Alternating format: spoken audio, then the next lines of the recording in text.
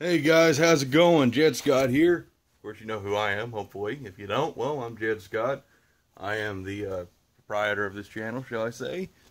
The main feature of this channel is Jezebel, my 1970 Dodge Charger Jezebel, which I've done said Jezebel 3 times now, so can't tell the car's name is Jezebel. Anyways, today what I'm going to show you is another little video on how to repair these plastic grills. This is the grill to my 1968 Javelin, which is right there.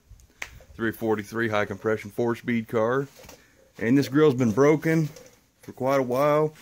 And when we first got the car, I had no idea how to fix this kind of stuff, and an old buddy of mine told me, "Oh, just some Espandafoam, that stuff will work great." Well, not only did it not work, but it's a pain in the butt to clean up. What we've done so far is this grill was actually broke down the middle damn near, but we have used some of our epoxy. See all those air bubbles? This is the quick setting epoxy from Alumilite. This stuff does not work very well, but it's strong and it's holding it together. We have some more gaps to fill in, but what we're doing right now, see, I'm just tossing it around. Last night it would have fell apart. We got this big chunk that's missing. We have a pretty good sized chunk right here that's gone. We have this that needs to all be filled in. What we're doing is we're building air dams out of some duct tape. Well, just dams, not air dams. That's the wrong word. But we're getting all this old crap off of here. And we're just going to build a dam, pour our resin into it. And if everything works out, you know, we'll have this line back. We'll have all of this back. And then we can sand it and repaint it. Getting this big hole here filled is going to be tricky. And making it look nice, so that'll be fun. There'll probably be some body filler in here. But overall, you know, these grills to repop, if you can find one, they're about $1,000, and they're not very big at all. I mean, this is a very small grill for a car, and it's just, I don't see $1,000 here, considering I paid $500 for my 70 Charger grill that I repaired. So, yeah, I just want to show you kind of what it goes into to repairing one of these, so you can do it yourself. You know, this is not hard stuff to do at all. Just takes a little bit of confidence, and you can do it. This resin stuff here, you know, you can go buy it at Hobby Lobby or whatever. It ain't expensive. Or you could even buy, you know, the little squeeze tubes from Permatex like this. This stuff is what I use to do my Charger grill. But I think that stuff's a little bit stronger. But this grill, it don't see a whole hell of a lot of abuse, and it's small, and it's held in multiple points, which got to fix all of these. That one's good, but that one's completely gone. And I got the chunk of it somewhere over here. But instead of diddling around trying to find that, let me get the little camera rolling, and I'll show you. Alright guys, this cam may be a little bit unsteady, but currently you are resting on my knees because I can't find a platform that'll work for this very well. But you see, you just take your duct tape. It's pretty simple stuff. Lay it on there. And mainly want to focus on the edges, because resin will find a way out. You don't want to push it into the hole, because then you're going to have a crater there, which, I mean, you can always fill with body filler later, but you want to try and avoid any kind of, you know, craters. You want it to just be flat and smooth like the grill is supposed to be. And the more duct tape you put here, the more reinforcement, the better. At least that's my opinion. Resin likes to find, you know, any little possible hole to escape from. So there's that. You know, it's as simple as it is. And as you can see, you got a nice little dam here. Get rid of some of this stick here. But now we'll have a nice curved edge. Oh, you're not even looking at it. My bad. You'll have a nice curved edge right there, which would be perfect. In fact, we might even pull that around and then just lay our resin in there like that. That's how simple it is. And then that resin, you mix 1-to-1 ratio. It's got 7 minutes of working time, which kind of sucks because it creates a lot of air bubbles. It's not real good for the shift knobs and stuff, so that's why I'm using it for this. So yeah, it's pretty simple stuff. Let's get to work.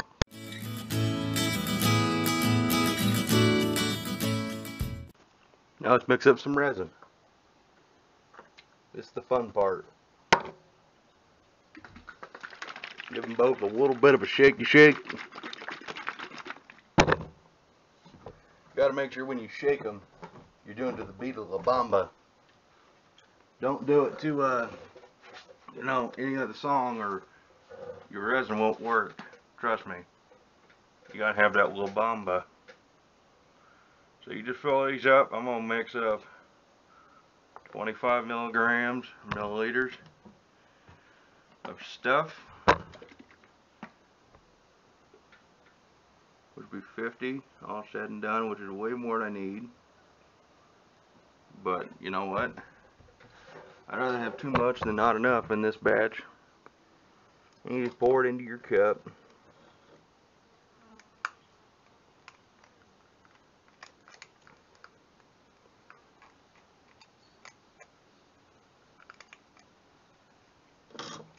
And I just take my cup after I'm done.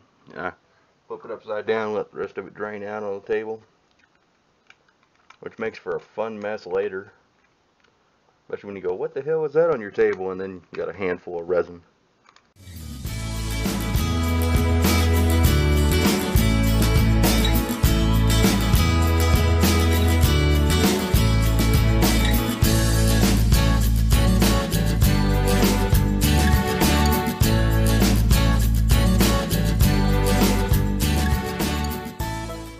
Well, that was simple. Sorry, I had a phone call in the middle of that, but that's all cured up. That's a real thick piece of resin right there, but it'll make it strong. I'll support some more in the center here to give it some strength. You see our dam worked, you know. I don't think we got a whole lot of leaks. Well, we got a few. Oh yeah, we have one right there. Whoops. That happens. That won't be a big deal. We'll get this rotated up and get that cleaned up, but there you guys go. Let's keep getting this thing done.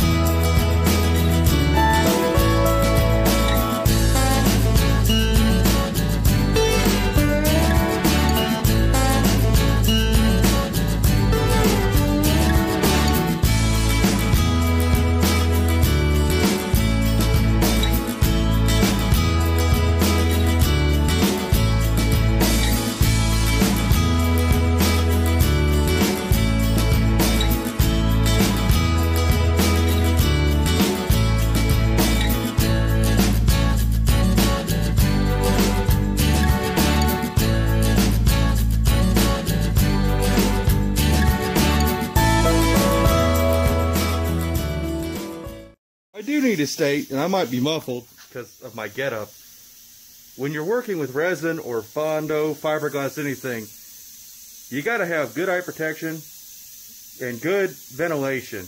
You don't want to breathe this stuff in, and I'm too cheap to buy masks, so I just wrap my face in a cloth. I wear my do-rags, that way I don't sweat my eyes too much. But yeah, you do not want to breathe in this dust. Trust me, it ain't fun. So let's get to work.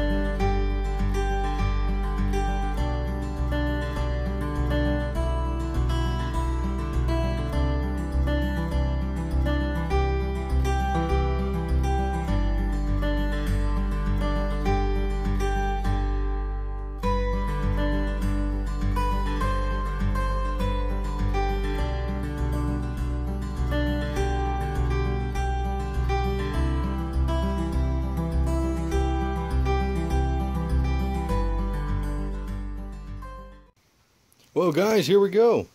Oh god, I just had a bead of sweat almost fall on the grill. It's a beautiful day out in Kansas, by the way. It's another day.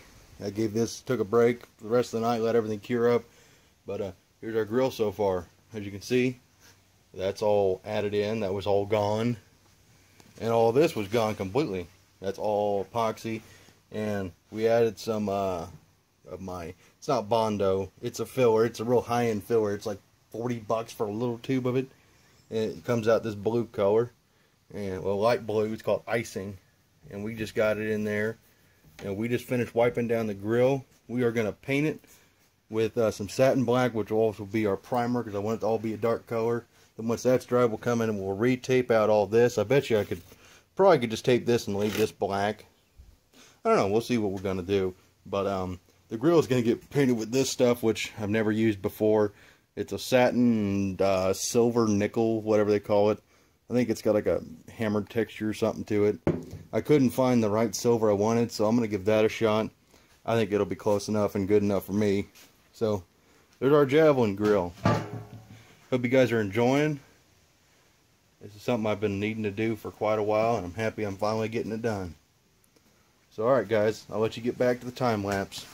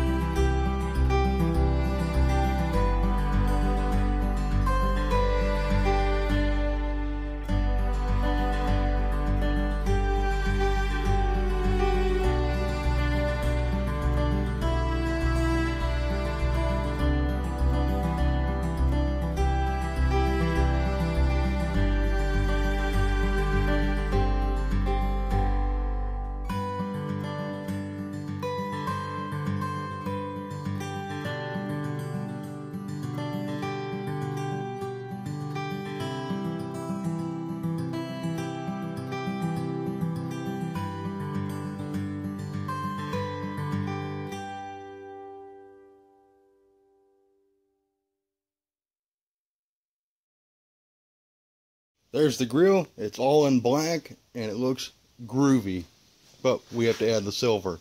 We can't just have an all black grill. But one thing I want to tell you is while I'm doing this, I was also working on my charger, Jezebel. There's the silver, by the way, I'm going to use. I did a test spray. Looks pretty cool. I like it. But Jezebel's Dana cover, the gold one was leaking at the bottom, and I can't go for that. And the bolts were tight, and it's just a thin piece of aluminum, so that's not going to work. So I ordered this guy.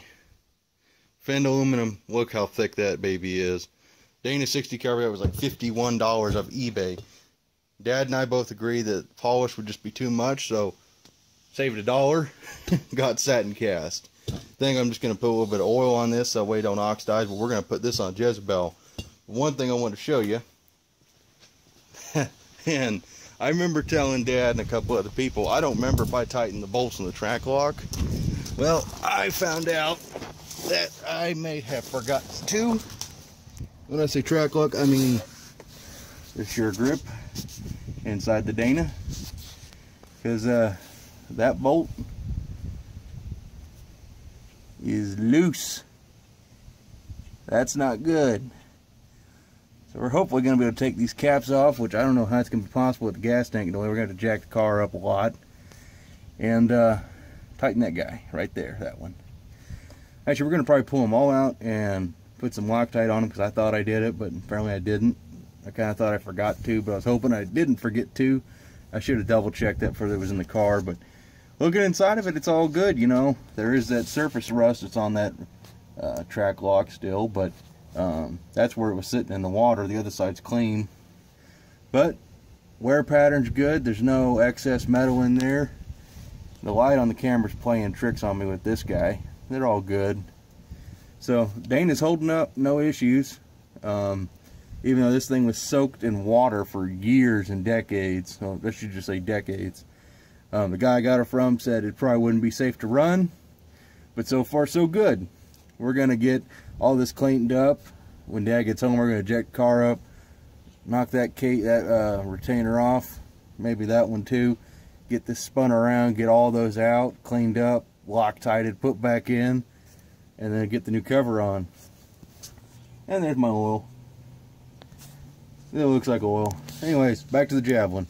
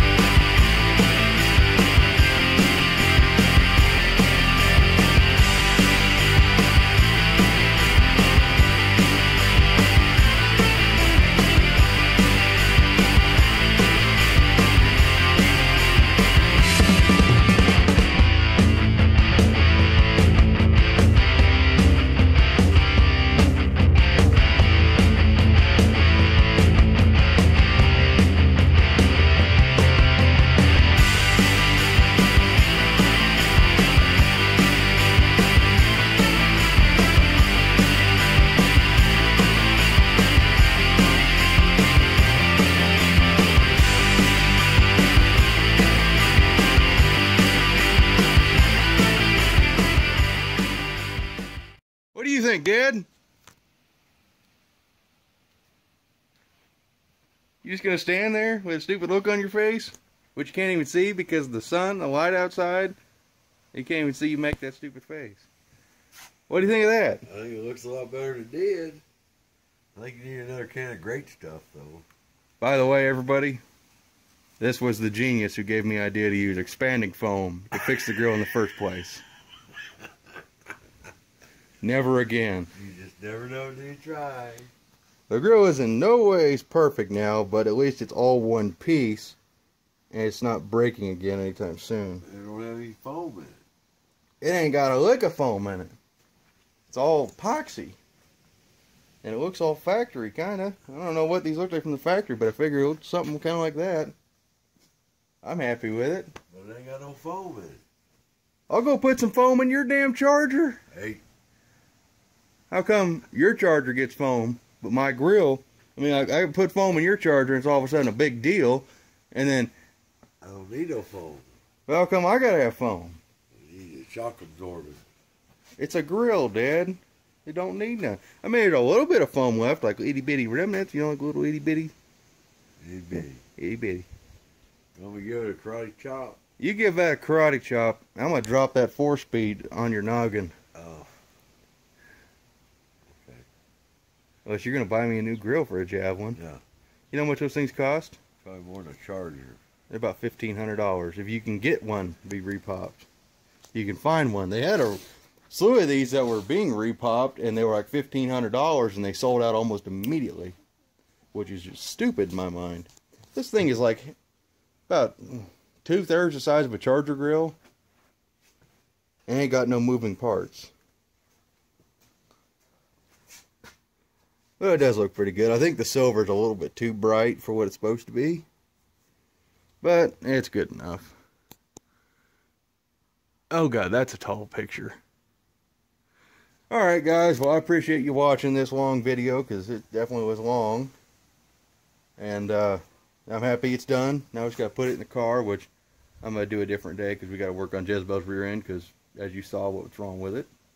Well, nothing really wrong with it. We got to tighten some bolts that somebody forgot to. Well, don't be pointing to me. Somebody forgot to tighten. Yeah. That's what happens when I delegate. Well, what happened there was Michael and I took that thing apart to check out the spider gears inside of it, and I thought I put it back tight, but it didn't get tight. I'm still blaming you. Good thing it wasn't a catastrophe. Yeah, that would have sucked. Fresh Dana 60 destroyed. But hey, that'd been the first 383 to probably destroy a Dana 60. Anyways, this video is about the grill, not about that thing, so I think I'm going to end it. Appreciate you guys watching. Like, comment, subscribe, do all that jazz, and Dad, do your thing. Bye-bye.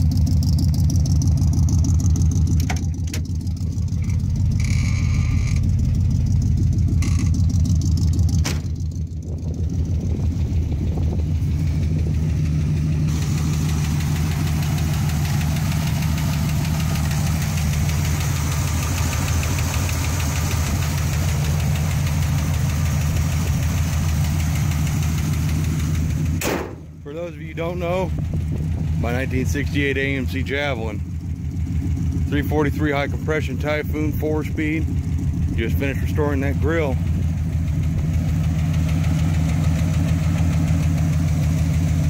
It runs like a sewing machine. Not bad for an engine that's never been rebuilt. That was factory with 10.25 to 1 compression. Let's go move around back. Hope you guys have enjoyed the video with me restoring the grill. I know I had a lot of fun doing it.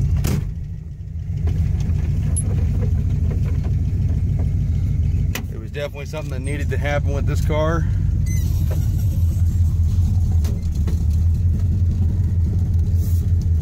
By the way, if you want to see a driving video, there's already one out. By the way, this is manual steering, so this is kind of tricky.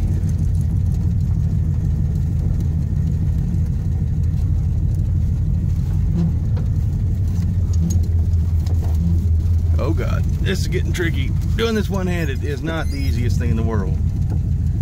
Anyways, guys, I'm gonna end the video here.